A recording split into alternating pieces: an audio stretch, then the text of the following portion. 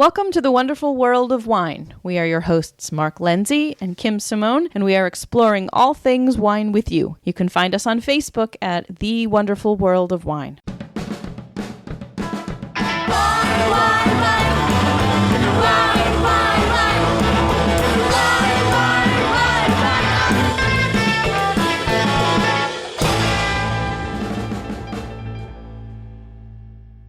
Welcome to the wonderful world of wine. We are your hosts, Mark and Kim, and every week we bring you trending topics from the wine world and interesting things that we have run into and have experienced in our daily lives in the wine business. We also like to talk about all the interesting things that we Google about wine over the week. So, Mark, what did you Google this past week?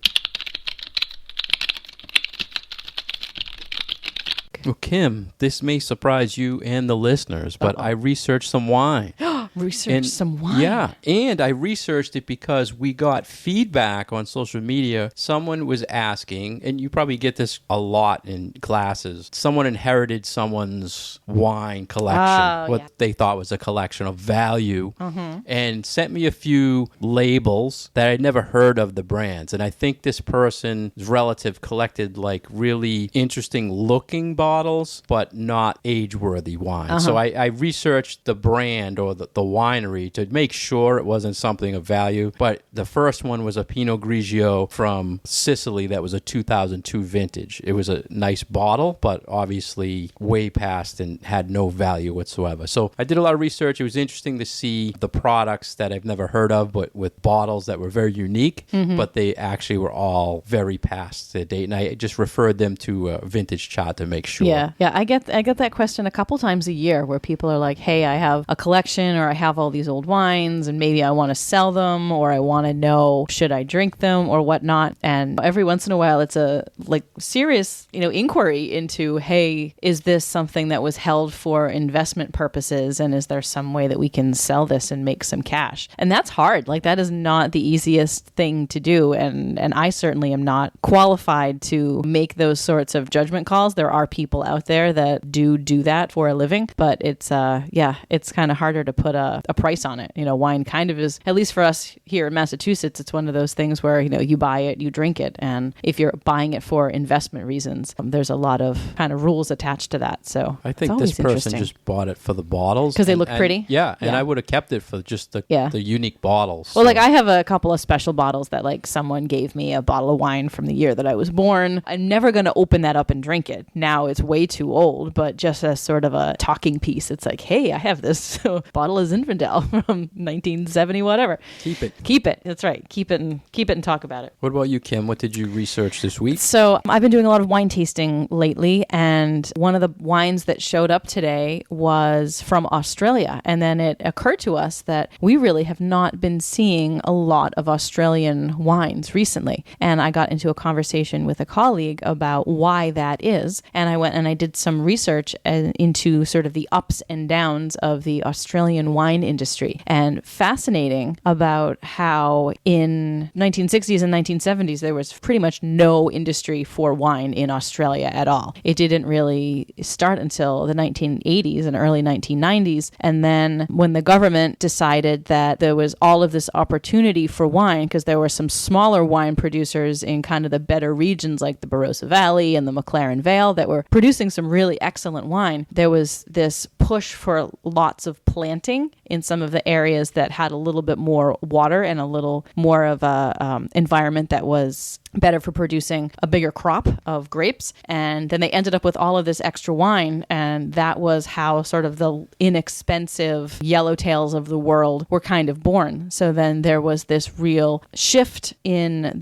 what we see imported into the US from Australia, from sort of these fine, big, powerful Cabernet and Shiraz reds to this more bulk commodity kind of wine. And now really that is all that we see coming out of Australia. We don't see a whole lot of fine wine at all. So it's really been this sort of back and forth between what is Australia known for? Are they known for sort of bulk bin wines, or are they known for fine Shirazes that sell for $100 a bottle? So it's been this interesting sort of up and down ride for the wines of Australia. Yeah, Yellowtail put Australia on the map and gave people the opportunity to upgrade upgrade to that $10, $20 But people really Shiraz. didn't. And no one did. And that's the problem yeah. why it's probably never coming back, because even Yellowtail trends very low right now. So it's a shame, because they do make some good stuff. Yeah. But well, I think that there's always opportunity, and times do change. So I don't know. We'll see. But with climate change, it might just get too hot in those areas for producing some fine wine. So time will tell.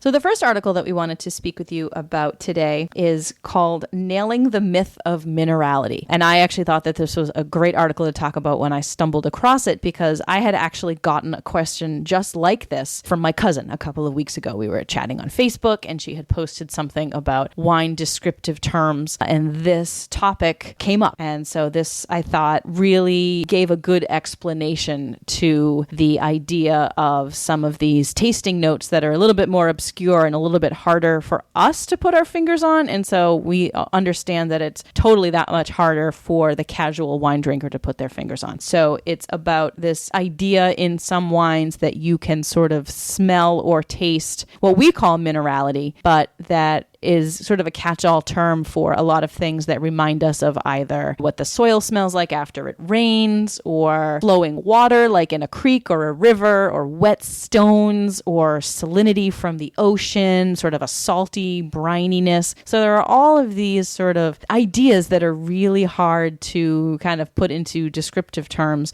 but that we notice in wine and are trying to put it into words to make it something that we can talk about with each other. This is one of those descriptors, Kim, when we talk wine and you say acid, you say mineral, people who just want to enjoy wine don't really want to hear this stuff. I think it scares them. And do you remember? It is a little weird. It's kind of scary. It's like, right? we talk about stones, and we're like, well, whoever tastes wet stones? I'm like, do you remember the gentleman Vaynerchuk from New Jersey? Oh, yes. So he had a family. Gary. Yes. And he was a social media phenomenon. And at one time, he was hitting all the talk shows, and he would bring jars of rocks, dirt, grass, and he would make the host lick the rocks, taste the grass. And that was how he was explaining minerality, basically, in wine, things to taste in wine. He made people lick a rock to understand that. So I always play around thinking about mineral. How do you describe it? Because a lot of times if you're using some sort of wine app or a descriptive thing, it will only give you a choice to say earthy, right? It doesn't really break down earthy, mineral, rock, grass. A lot of times when you say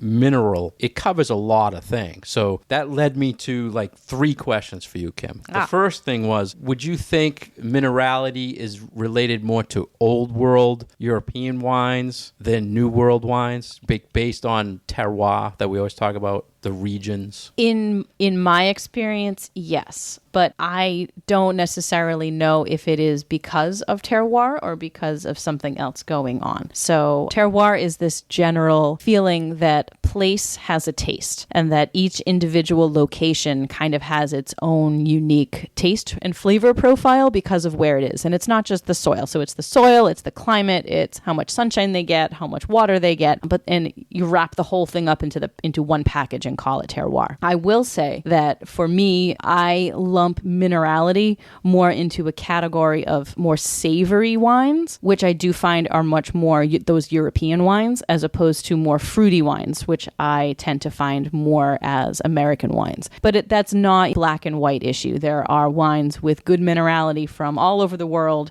There are savory wines from the Americas. There are fruity wines from Europe. It's not necessarily one or the other. It's a huge category to me. I mean, it could be salinity, it can be earthiness, it can be so much. I find myself using more salinity, talking about, this sort of smells sort of briny, or it kind of smells like the ocean. But salt, mineral, I mean, someone could just say mineral. Right. And not salt is a mineral. Yeah. So that's what I'm saying. People in general could say this is a very mineral driven wine and not go into that depth of right. Just, depth of just salt. leave it at that. And, Yeah. we do this all the time where maybe you just describe a wine as spicy and you're not necessarily going to describe, oh, these are the types of spices that I'm picking up. Is it licorice? Is it black pepper? Is it clove? Is it cinnamon? No, I just describe it as spicy. And I think Minerally can work for that. I will say that there is almost always this feeling of sort of leanness to a minerally driven wine. Lean meaning acid? Not lean meaning not overwhelming your mouth with big fruity flavors. The difference between lemonade and, let's say, lemon candy. That there's less going on, but that it's not this big, rich, ripe, full of flavor thing going on in your mouth. Does that make sense? Yes. Well, yes and no. It makes sense to you. Yes and no. So what was the other question? Let's talk about, would you say mineral wines or minerally driven wines are better food wines than just everyday sitting down drinking wine? Yeah, they're more of a wine with food kind of wine. They can be perfectly pleasant on their own, but I think food brings out different characteristics in them. And I am drawn to a lot of these types of wines. I always have been. Now I think even more so since I'm working with so many more seafood dishes in my day job. Yeah. So I'm thinking about what is going to pair with oysters, and I'm thinking about what is going to pair with shrimp cocktail, and I'm thinking about, what are all these other things that are going to go with all of these seafood preparations that I'm dealing with day in and day out now. And really, these are the styles of wine that are excellent with those kinds of food. So I find myself thinking about this topic a lot lately, just because of the foods that I'm surrounded with all the time. A lot of times I'll taste the wine and I'll think to myself, I could sell this, but I can only sell this if I tell people they must have it with this food. And that's hard, I think, because a lot, as a retailer, that's not how a lot of, in a restaurant it works. You're looking for right, that. Absolutely. But I think overall selling to American wine drinkers, it's harder to be like, okay, this wine is really only going to show its best if you have it with food, because a lot of the times that's not how people drink. And personally at home, we drink wine with dinner, but sometimes I just want a glass of wine. And I have wine at home, but I don't have, a gajillion bottles in my wine cellar. So sometimes that's a little bit more difficult, because it's almost like, all right,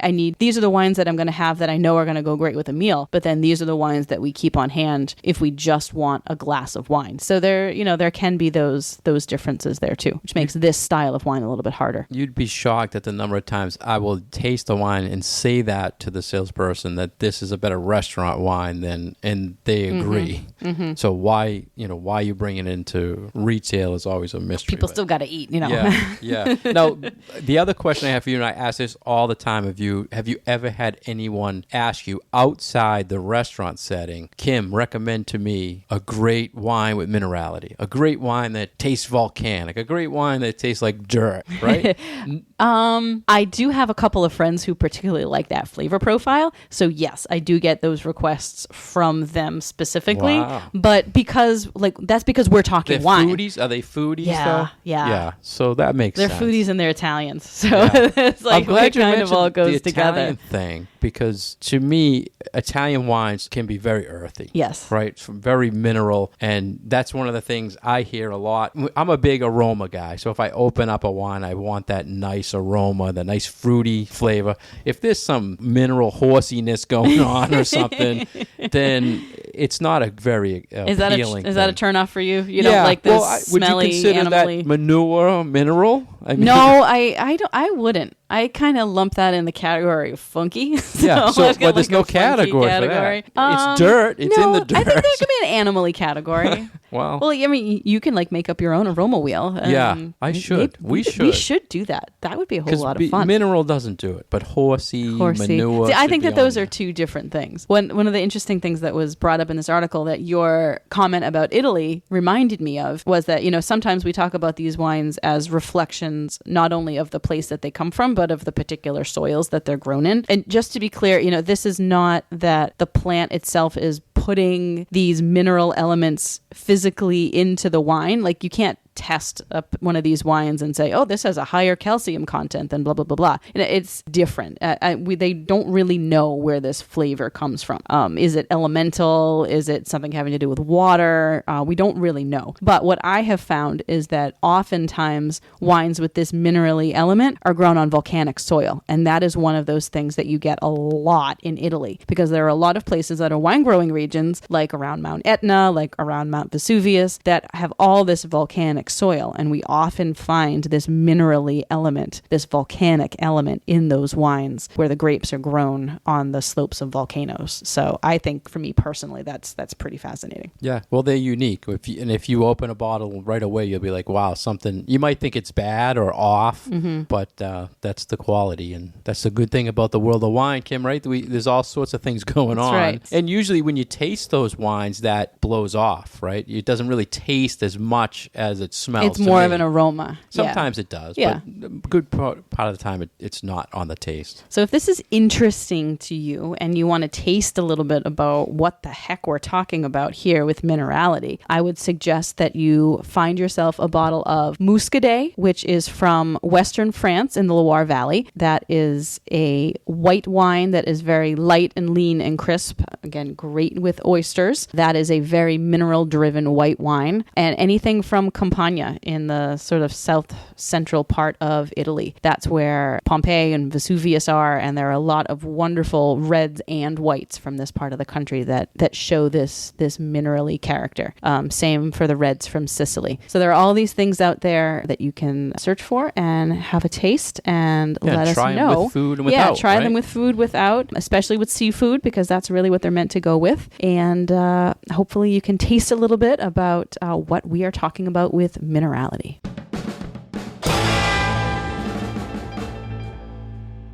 You're listening to The Wonderful World of Wine, and we are your hosts, Mark Lindsay and Kim Simone, exploring all things wine with you. If you'd like to get more information about Kim, please go to her website at vinitaswineworks.com. If you'd like to find out more information about myself, please go to franklinliquors.com. And you can follow us on Facebook at The Wonderful World of Wine. We'd love to hear your questions or comments. Our next article, Kim, is from spitbucket.net, and it's about Instagram and why these Instagram feeds from wine are horrible. They didn't use that word. They used another word. But in another article about how they can do better with Instagram. And I know we talked in the past about Instagram. And the first thing I want to ask you, Kim, is do you follow many wineries' Instagram's accounts? And what do you look for when you follow them? So I do have a few in my Instagram feed, but I am completely on board with what the author is saying here. I'm very not interested in a lot of what is posted on Instagram because there are so many wine brand and winery Instagram feeds that are a bottle and a glass and a bottle and a glass and a bottle and a glass. And when that's what's all in your Instagram feed, it is so boring.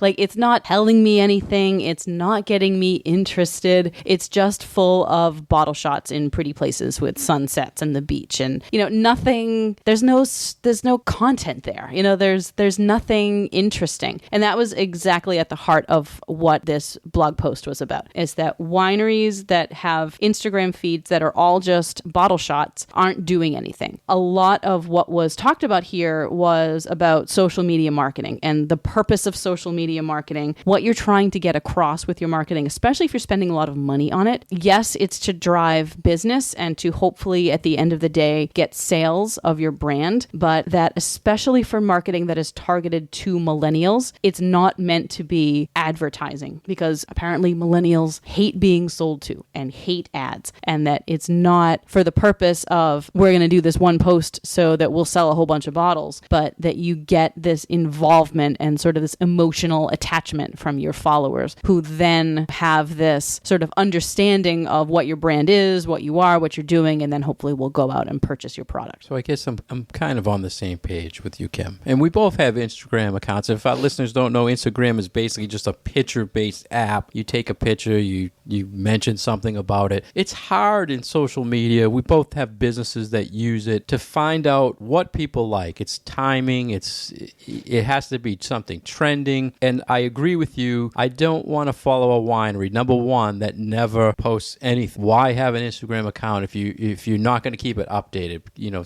put something on there. Some of us are guilty of that on a daily basis. No. Yeah. The other thing, like you said, Kim, I don't want to see a selfie of the winemaker every 5 seconds, whatever personal stuff he's doing. It's just me. You don't want to see his dog? I don't want you to see me. Here I am. I'm in a. I don't. I want to know about your product.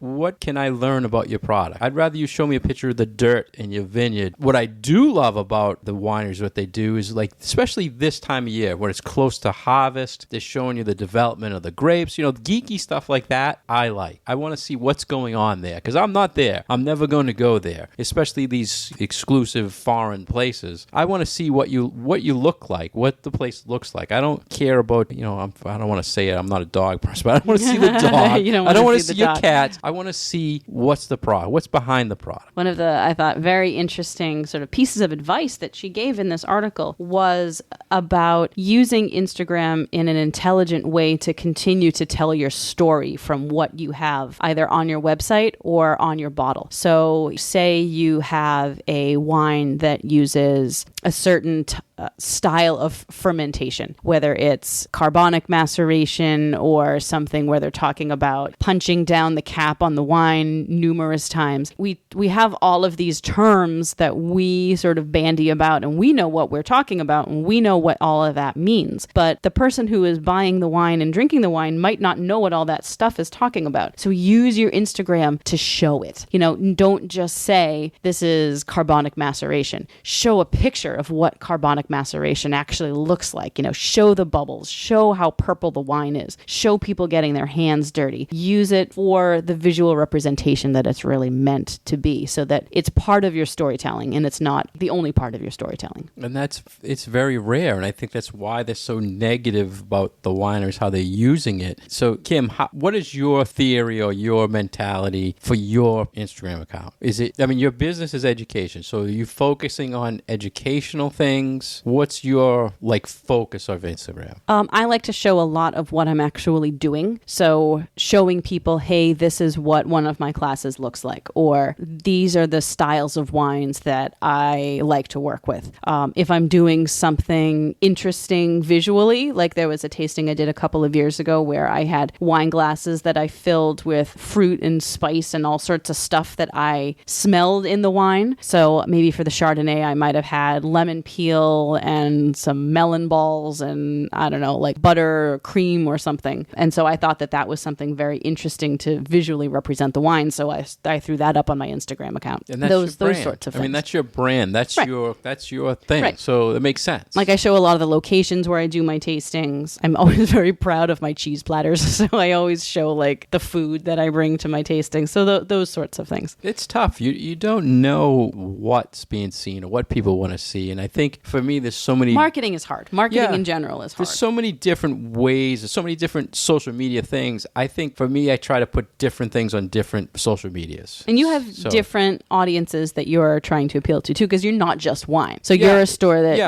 you have your beer drinkers, you have your wine drinkers, you have your spirits drinkers. And a lot of times, honestly, what aggravates me about the Instagram stuff is sometimes you just put things you think it's just a joke. It's just humor for the industry. People love it. And then you want something, you put something You do serious. Put a lot of jokes up. Yeah, but then you put something serious, you hope people like it, and there's no interest. But they're still seeing it. Because you're getting the interest for the funny things. You don't know. So one of the things, Kim, they mentioned in the article, getting back to what's not liked about Instagram, they mentioned, I never knew the definition of it. It was called picture puzzles. Yes. Do you know these? I do. When you look at someone's Instagram and they're infuriating. What's it, 3 or 4 tiles across? It's 3 across, 3 down, so it's 9 total, I think. So the whole 3 across instead of one picture is a series of pictures that makes one picture. Right. And that's their whole page. What is that? I have no idea that's what, what the point of saying. That is. It's great graphics. It's probably hard to do because I could never figure it out. But what is that giving you? I am the wrong person to ask. We should have a marketing professional on here and ask them what is the point of that? What is that trying to do? I think is the big question. And I know she talked a lot in this about brand awareness, and that one of the reasons why a business or a winery might want to only populate their Instagram feeds with pictures of their labels is that they're trying to beat you over the head with, this is what our brand looks like, so that when you are in the market, you see it and you recognize it, and then you're like, oh, I recognize that, I'm therefore going to buy it. But I think it's a little harder, as she says here, with sort of smaller brands. This is not McDonald's or Starbucks. It's not that there's all of this access to these bigger brands and that it's sort of always top of mind. But for a smaller brand that isn't necessarily in every shop or isn't totally top of mind for people, I think seeing what their brand is and what their label looks like a few times is one thing, but incorporating it into other things as well, because when it's only just what's the bottle shot look like, I feel like it gets boring. It gets boring, and then you just don't even see it anymore because it's like, oh, it's just that label again. But to build the brand awareness first on Instagram, people have to follow your account unless you're doing something with hashtags, unless you're doing you. a paid ad or something. So to me, also, Kim, this is about, you're saying building a brand, but to me it's a relationship that you're going to follow up to promote your brand. And what I see a lot is I'll see a picture of a product and I'll comment for the store saying, we love this product, we support your product, and they don't reply. Mm-hmm. So why do you have an Instagram account promoting your product, people comment about your product, and you don't reply? So that to me is a major thing why I think, like this author saying, it's horrible, because if you're going to do it, interact, show some brand awareness that you're accepting people seeing it. Right. And followers want to be engaged. They want to be interacting with the brand or with the winery or whatnot. And you're right. When you make the effort to reach out to them, you want to hear back from them too. And that just increases that kind of one-on-one feeling. And it tells me, I don't know if you get this too, Kim, but it tells me that they're not doing this marketing themselves. They don't have the time to do it. They're letting someone else to do it, and they're not doing a good job at doing it because they're not following up. Well, I think if you have someone good doing your marketing, then they are going to follow up. Right. Yeah. So no reply to me means someone's not doing their job. Right. So it's not necessarily the winery's fault. Yeah. I mean, someone's not doing their job. Marketing is not an easy thing to do. So I feel like it's one of those aspects of a business that if you can hand that off to someone whose job it is to do marketing and they're good at it and they are the professional, pass it off to them. Get that thing off of your plate so that you can concentrate on those things that you are good at. But that person needs to be doing it correctly. So if you as a store owner are making a comment on a winery's website saying, yeah, we carry your brand, that would be surprising to me that they wouldn't respond with at least a, hey, thank you. Maybe we'll come see you when we're in the market. Yeah, and you'll like this, Kim, that one of our biggest people we follow, Wine Folly, every time I comment on this stuff, they comment back. No matter what, I could put a grape, a glass, and they comment right back. They are excellent about their response. Yes, they really are. That's happened to me on Facebook too, when I've made comments on their page and I get a reply. And that's what keeps people coming back to your account. So I think that's one of the reasons why they are so successful too, is that they are incredibly engaged with their followers. So do you use Instagram a lot? Not really. No. I'm more of a Facebook person. I do check my Instagram. I think when you look at the social media things for the wine world, Instagram is probably lower than a lot of the other social media. Because I don't really feel like a lot of people have figured out how to do it correctly, how to do it well, which is exactly what this article is trying to tackle, is that there's very few and far between places that are doing it right. And there's just a lot of noise, I think, most of what is in my Instagram feed is just bottles. Is wine related. So, I follow some food people too, but it's mostly wine and beverage, and a lot of it is just those kind of boring bottle feeds. Shots.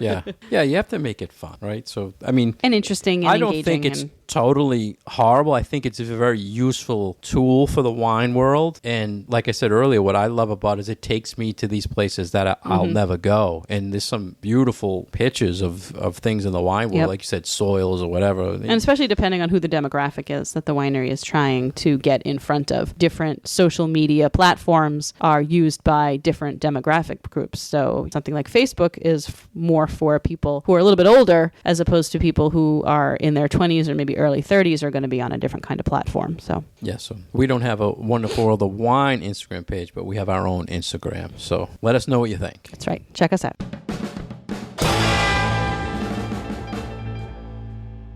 Thank you for listening to us today on The Wonderful World of Wine. We've been your hosts, Mark Lindsay and Kim Simone. We've enjoyed talking wine with you. If you'd like to find out our past episodes, we are on iTunes or SoundCloud. And you can find us on Facebook at The Wonderful World of Wine. Cheers. Wine.